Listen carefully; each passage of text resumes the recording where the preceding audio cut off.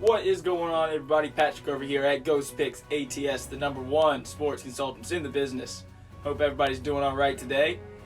So yesterday we had our double fire. Yeah, the second one didn't fire. So first game of the day, we had the big one on the New York Knicks, Atlanta Hawks, under 208. That was our big first play in the double fire. An easy winner. And that was nice to, get that one out of the way and head on into our second one, looking for the monster day. Unfortunately, the Grizzlies were unable to get the job done. After the first quarter, they outscored the Jazz. But when a team puts up 47 points in the first quarter, starting out 8 for 10 from 3, tough. There's not much you can do. So talk about both games real quick. In the write-up for the Knicks game, I said it's a rivalry game, the way it's built up. Elimination game for both ones in New York City with all kinds of fans at Madison Square Garden. Knew that one was going to be intense all game long. Absolutely loved the under. That was originally about to be the red alert, but turned it into a double fire because I love both these plays here. And then, so that one was a nice one. Absolute cakewalk from the jump. And then the second one, the Grizzlies. I absolutely loved them catching the 9.5.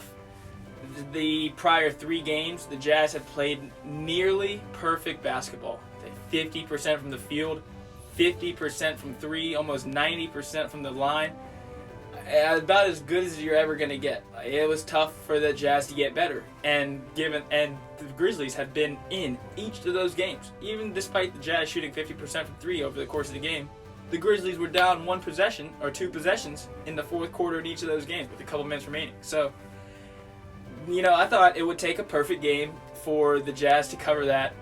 And while they didn't play a perfect game, my goodness, they played a perfect half of basketball. They started out the game 8 for 10 from 3. Just about everything from everybody was going in. Royce O'Neal, Mike, it didn't matter. Donovan Mitchell played phenomenal in that first half. I think he was like 80% from the field, shooting some absurd fadeaway threes. And you're not going to win those games, simply put. And, and part of the write-up was also the Grizzlies won't quit. So even if they're down, they have a shot to come back in this game, especially in an elimination game. Unfortunately, 47 points in the first quarter. You're down 20 at the gate, and got up to 30 at the half. It's tough. It's absolutely tough to come back from that. And yet they did. They fought and got it down to 14, covering 9.5. I mean, it just not enough time, especially when you start like that. So tough one there, split. But it's not the worst. Definitely unfortunate there. Not too happy about it.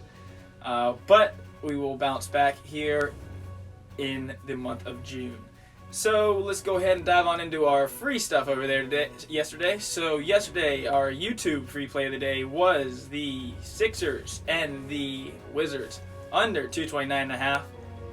Once again, that one was based on Joel Embiid's injury and his replacements.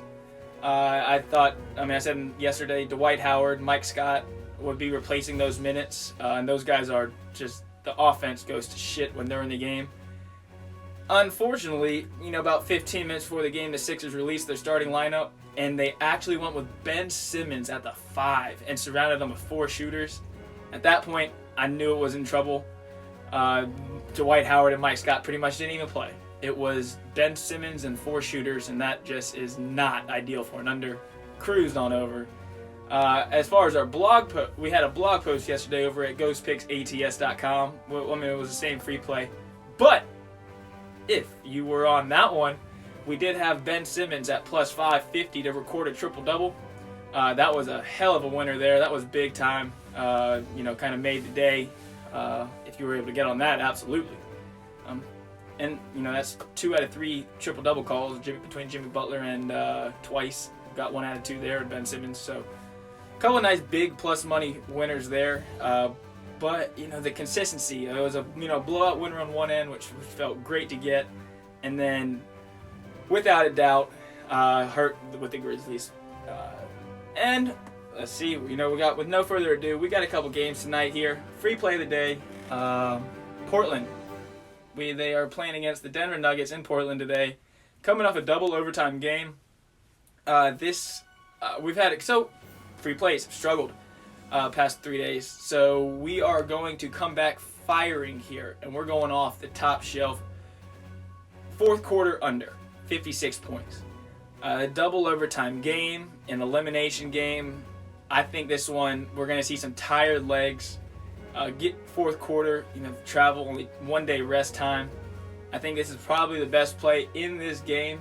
I lean the under, but you know, who the heck knows within the first half of these two teams. You know, both teams' benches are capable of putting up some points. So if they're able to get some minutes early on, I expect the starters, who played in upwards of 45, 50 minutes, for them to have some tired legs today and really struggle. I will say I'll give you another one since we've been struggling. Top player prop in that one is going to be Yusuf Nurkic over 10 rebounds. So last game, he's one of the only guys. He actually fouled out with, after only playing like 25 minutes of that game. So he should have some fresh legs, especially in comparison to everybody else. Looking at his number here, I think it's got some solid little value. I think he should have some fresh legs in a game where I do believe some shots, we will see some fatigue and some tired legs and some missed shots. So that'll be that player prop there. Yusuf Nurkic over rebounds and fourth quarter under will be the two plays in that one. Double free play for you today. I think that's about all I got. Let's see. Yeah, I think that is. So good luck. God bless. Grind on. We'll catch you back here tomorrow. Looking forward to getting on a roll. We've lost a lot of tight games, and those ones. Tight games in sports betting.